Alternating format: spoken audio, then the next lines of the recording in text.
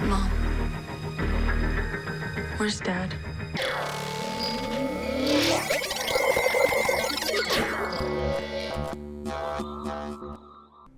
Oh, sorry guys. I'm here. Lisa here, and honestly, I still don't think I fully recovered from this week's episode of Riverdale. Like, this show finally is giving us the good stuff, and I'll just say it, I'm living for it. Now, this was a big episode this week. We finally learned the truth about who Chic really is, and I'm pretty sure they just basically revealed the Black Hood as well. Both pretty actually predictable, but kind of fun nonetheless. But let's just not waste any time when it comes to the reveal of the Black Hood. Betty has a sneaking suspicion by the end of the episode that it is Hal. And yes, as expected, Chic is not really Betty's brother in any sense of the word. In fact, he killed her actual brother Charles, who was indeed the offspring of FP and Alice. Yeah, that's a lot to take in, right? So let's just start explaining everything. Now first, let's take a moment to highlight Cheryl, who is extra whenever she can be, including Midge's funeral, and it's one of my favorite things right now. Honestly, I don't think I even knew Midge was a vixen until the last episode when she was in the clip of Cheryl singing at practice. Either way though, Cheryl is fired up and wants to avenge Midge's death because nobody messes with a vixen. And yes, that means if Cheryl has to team up with Hermione to take down Sheriff Keller because he's not doing his job, then she will. Hermione convinces Cheryl to write an op-ed about how bad Sheriff Keller is at his job, so of course Hermione can campaign about bringing more safety to Riverdale. Now this puts Kevin at odds with Cheryl and drives Sheriff Keller to basically hit the bottle. His only chance at surviving this whole thing is to hope that Fred either wins the election or he should just go ahead and resign and hope that whoever they bring in can solve this Black Hood case. One thing we know for sure, Kevin will be campaigning his butt off for Fred Andrews. When it comes to Ethel, we learn that she indeed did send those letters to Kevin demanding that Cheryl's role be recast, but she didn't kill Midge. She just really wanted to play Carrie that bad. Of course, this is all great timing for the Black Hood, and yeah, it just worked out really well for him, huh? As for Archie, he once again is convinced that Svensson wasn't the Black Hood because, what is it now? He looked into his eyes and the eyes weren't the same. Yeah, we get it, he said it a million times and finally people are starting to believe it. Archie is determined to figure out who the Black Hood is since Fred is now in danger. His quest is foiled though when he gets kidnapped by Nick St. Clair, who's out for vengeance and to earn his so-called bones, since we learned from Hiram the not-so-surprising news that the St. Clairs are actually really bad and mobsters. Nick is about to be disowned by his dad, so he needs to prove to Daddy Dearest that he has what it takes to be part of the family business. So basically kill someone, and that person right now is going to be Archie. Nick ends up calling Veronica demanding a ransom, $1 million, and no shocker here since Archie is not Hiram's blood. Hiram is not going to bother with the ransom or talking to the St. Clairs, even though he tells Veronica he'll talk to them. So much for loyalty and that blood oath, huh? I guess it only goes one way. Veronica's finally starting to see, I think, just how bad her parents are. She ends up taking money from Hiram's safe, but it's not enough to get Archie free, so Nick has another form of payment in mind, to finish what he started with Veronica in the suite before and get a little nookie-nookie. Veronica does agree, but we all know this has to be part of some other master plan.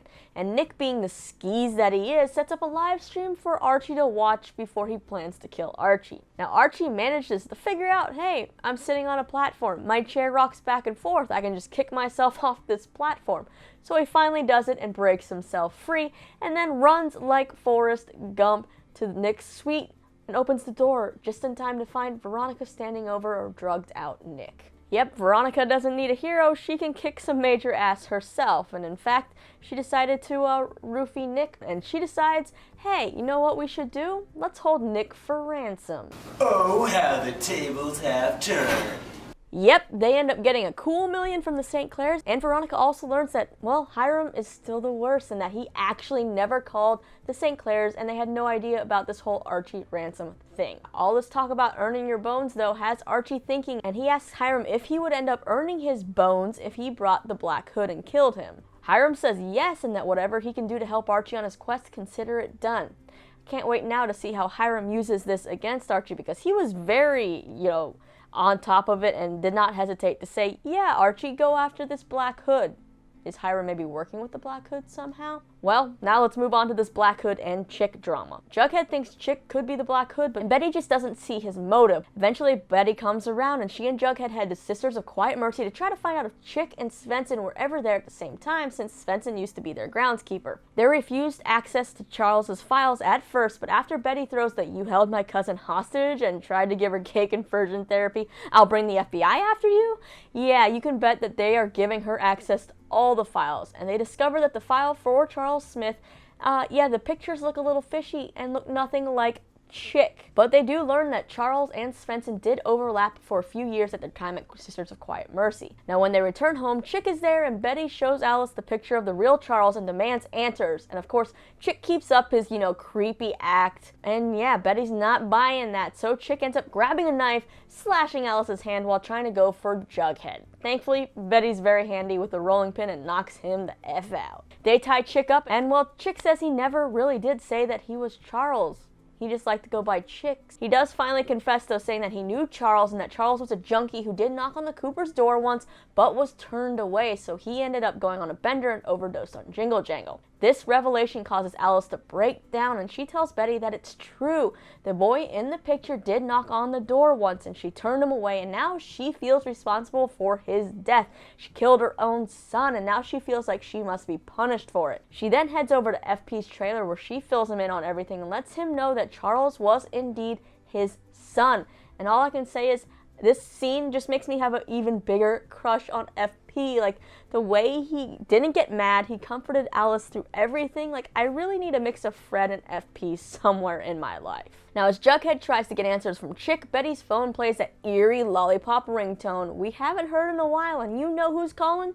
It's the Black Hood, of course, and she ends up taking notes as he confesses to, the killing of Midge and other things. She and Jughead then head back to the hostel where she met Chic for the first time to find out if he's even telling the truth about Charles overdosing. Well, according to a neighbor, Charles was the nice one and Chic was the mean one, and they would always argue until one day there was only one left, and that one left was Chic. So yeah, as you guessed, Chic ended up killing Charles, and now the Black Hood wants Betty to hand Chic over to him. FP comes over to stop Jughead from beating the crap out of Chic, and Hal also shows up, and Alice comes clean to Hal about everything, including the murder she helped cover up. Betty then goes back to the basement with Grundy's gun and leads Chic to the graveyard, where she indeed hands him over to the Black Hood. While we don't see the Black Hood take Chic down, it's safe to say goodbye Chic, because yeah, he did not get that great of a lead on the Black Hood. Betty then returns home to tell Alice she took Chic to the bus station, but then she looks around, thinks for a second, and asks where Hal is, and Alice says, "Oh, he went looking for you."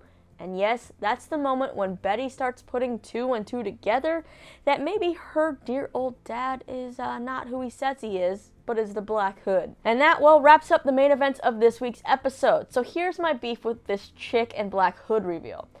I guess it was just too much for me to ask to want something that comes as a surprise. I think both of these reveals are just too obvious, and I feel like that's kind of a letdown if this is what we've been waiting this whole season for.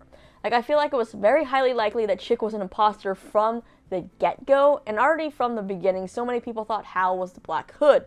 And I just wanted to deny it because it was just way too obvious, so I kept hope that maybe it'd be someone, out of the blue. But alas, here we are, and yes, it does make sense for Hal to be the Black Hood, I guess. Sure, I don't think the build properly fits, the first time we ever saw the Black Hood, but that's mainly because the show didn't even know who the Black Hood was going to be at that point at the end of season 1. But now it's easy to say that Hal does fit the build that we've seen lately, and of course, his eyes kind of match what's going on there. Plus the fact that he knows so much about Betty, obviously, and he comes from one really effed up family. The only thing I'm wondering, though, is what exactly is his motive? Like, it's pretty sick that this dude has no problem killing a teenager, Midge, whose biggest crime was maybe dabbling and experimenting, trying Jingle Jangle, and then getting frisky with her boyfriend in the woods. That does not warrant death to me. That's not a crime on the same level as, say, Miss Grundy. So what exactly is Hal's beef with everyone? And if he's doing it for Betty, why? Like, those are the big questions we now have that will hopefully be answered in these last few episodes. Because you know what? If Hal was really trying to go after the people that hurt Betty or him or his family, you'd think he'd be going after maybe FP for knocking up Alice, back in the day, or why not go after Chuck Clayton, who was awful to Polly and Betty? Yeah, I'm just struggling to see why he would want to get rid of all the sinners in Riverdale. What does this do to benefit him? But I am glad that this whole creepy Chick thing seems like it's gone for the most part. Like, Chick gave me the chills, which is actually a compliment for Hart Denton for bringing Chick to life so well that he legit gives me nightmares. But I'm just really over that storyline. I think it's been drawn out way too long. And once again, for this episode, major props to Machen Amick, who stole the episode again. Like, she has been crushing it lately in these past few episodes. Alice is such an intriguing character that she's really the one I want to know more about. I gotta know more about this serpent past, and also what was going on with that romance with FP when they were teenagers. Can we get flashbacks to see that? One good thing, though, about Hal being the Black Hood and maybe getting what's due to him is that maybe if he dies, Alice and FP can get together. Yes, I know there's plenty of people who still think, oh, it's weird because that would mean Betty and Jughead, they wouldn't be related, guys. They're not blood related. And, you know, it's not illegal for step siblings to date, right? I mean, it worked in that movie, Lone Star State of Mind. Yes, it'd still be weird, but I mean, Paulie and Jason was even weirder. That was actually incestuous, so I don't know. For now, let's take a look at the promo for the next episode. I'm an accomplice to murder. This town needs us. I didn't kill her. He is willing to put your life in jeopardy. It's a perfect storm. I got this note. He got what he wanted. We're the same. You're playing a very dangerous game. Stuff is starting to get real intense now, judging from this promo. Chick better be the one in that body bag because, like I said, that storyline I think has exhausted itself. Poor Fangs, I'm guessing, is the main suspect in Midge's murder, and Fred is in danger, plus lots of knives and guns are showing up in that trailer.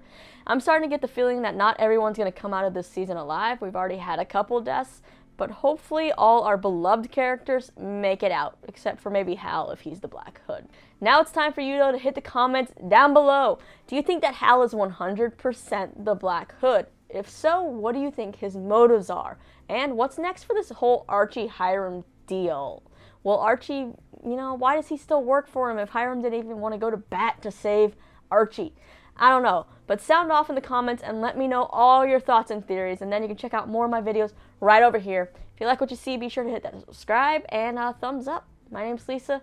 I'll see you real soon where we can digest all this Riverdale together. Whew.